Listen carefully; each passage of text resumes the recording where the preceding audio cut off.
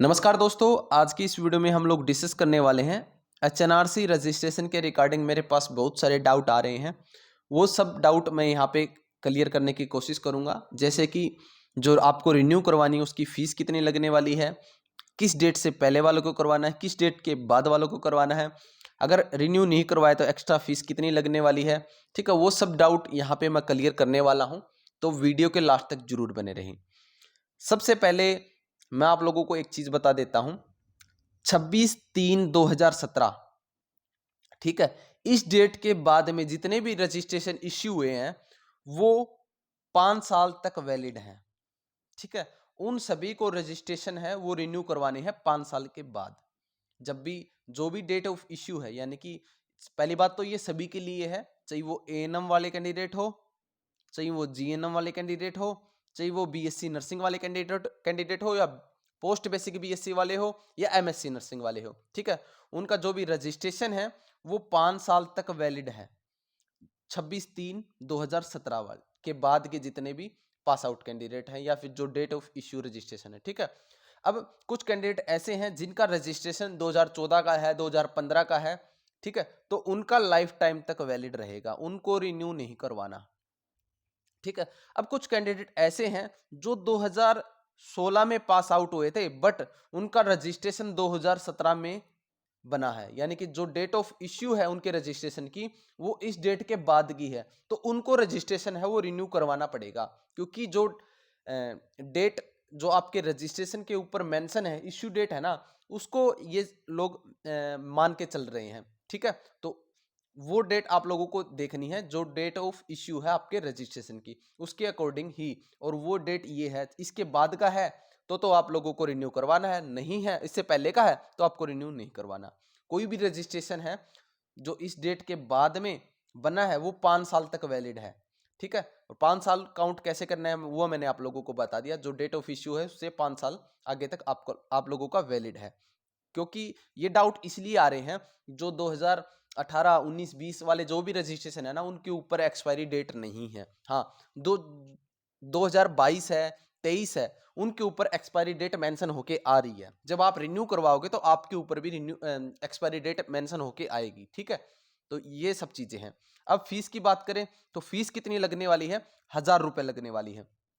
और जो demand draft आप लोगों को देना है registrar Haryana nurse and nurse midwife council, इसके नाम से देना आप लोगों को। ठीक है, और जो ग्रेस पीरियड है, अगर उस यानी कि आपकी जो भी इश्यू डेट है उससे 5 साल हो गए हैं और उसका भी ग्रेस पीरियड आपने निकाल दिया है, तो आप लोगों को 200 रुपये एक्स्ट्रा पे करने हैं, यानी कि टोटल 1200 रुपये करने हैं।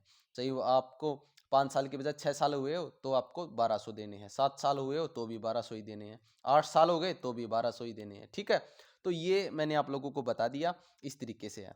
अब एक डाउट और आ रहा है आप लोगों का, वो क्या है बता देता हूं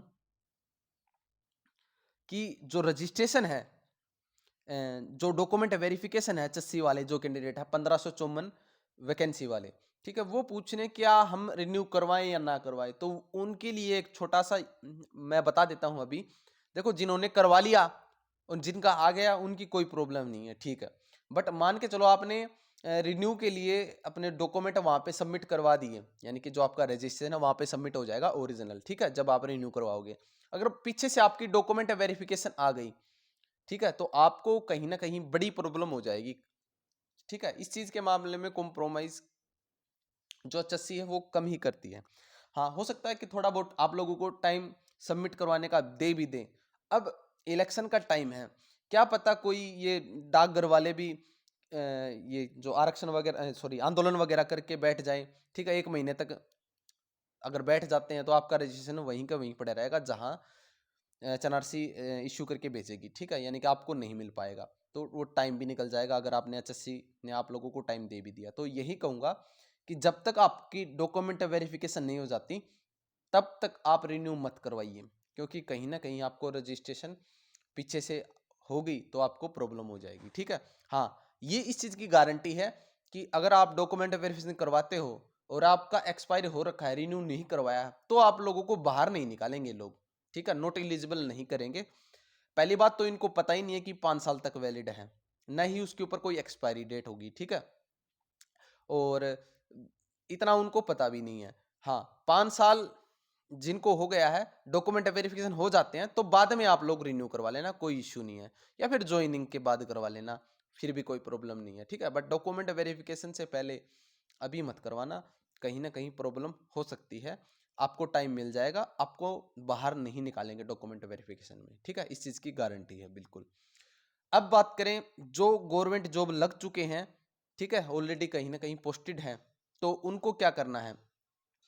तो जैसे आप लोग मैन तो 2022 वाली बच्चे हैं जो 2022 में लगे हैं, तो उनका ये सिस्टम है कि आपके जितने भी डॉक्यूमेंट है वो वेरीफाई होंगे, और वो आप लोगों को ही करवाने हैं, ठीक है। बट जो उसकी अमाउंट है वो गवर्नमेंट देगी, ठीक है। यानी कि जो 10वीं 12वीं जीएनएम या फिर बीएससी के जितने भी डॉक्यूमेंट है ना, वो आप लोगों को वेरीफाई करवा करवा के देने हैं डिपार्टमेंट के अंदर ही, ठीक है। या किसी के सबमिट भी होंगे ना क्लैरिकल डिपार्टमेंट के अंदर, ठीक है। यानी कि जहाँ जो पोस्टेड है वहाँ का जो क्लैरिकल डिपार्टमेंट है वहाँ सबमिट कर भी रखे होंगे, कुछ के बहुत सारों के तो दे भी दिए हैं, ठीक है। तो दे दिए हैं तो भी कोई दिक्कत नहीं है, नहीं दिए हैं तो ले लेना, क्योंकि अब जो है आपके डॉक्यूमेंट आपको खुद को ही वेरीफाई करवाने हैं, डीजीएचएस नहीं करवाएगी, ठीक है। तो जब भी वो डॉक्यूमेंट वेरीफाई करवाने के लिए आप लोगों को दें, तो आप लोगों जो भी फीस होगी वो गवर्नमेंट पे करेगी। जब भी वो गवर्नमेंट फीस पे करे, तो उसके अंदर अपनी जो रजिस्ट्रेशन है एचएनआरसी का, उसकी भी फीस आप लोग ले सकते हो, क्योंकि जब आप लगे थे तो आपका एक्सपायरी नहीं था रजिस्ट्रेशन, ठीक है।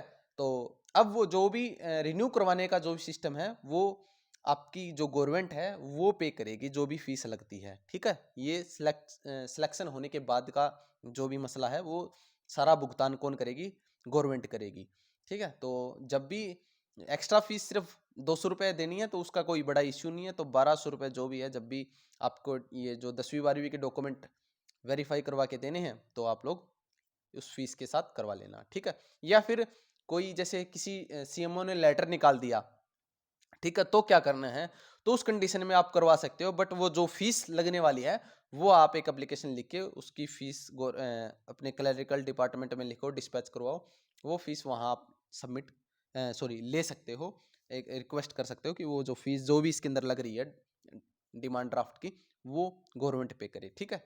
तो ये सब चीज़ें थी जो कि मैंने आप लोगों को बता दिया, बाकी जो भी आगे की रिगार्डिंग जितनी भी अपडेट आएंगी वो आप लोगों को बता दिया जाएगा। अभी के लिए इतना ही, धन्यवाद। चैनल को सब्सक्राइब करना ना भूलें, और अगर कोई फिर भी डाउट रहता है तो मेरी इंस्टाग्राम आईडी है manish.pandit, ठीक है। ये मेरी इंस्टाग्राम आईडी है, इस पे आप लोग मैसेज कर सकते हैं। वीडियो के डिस्क्रिप्शन के अंदर अपने जो टेलीग्राम, फेसबुक, व्हाट्सएप और इंस्टाग्राम आईडी, इनके सभी के लिंक हैं, आप लोग ज्वाइन भी कर सकते हैं। अभी के लिए इतना ही, धन्यवाद।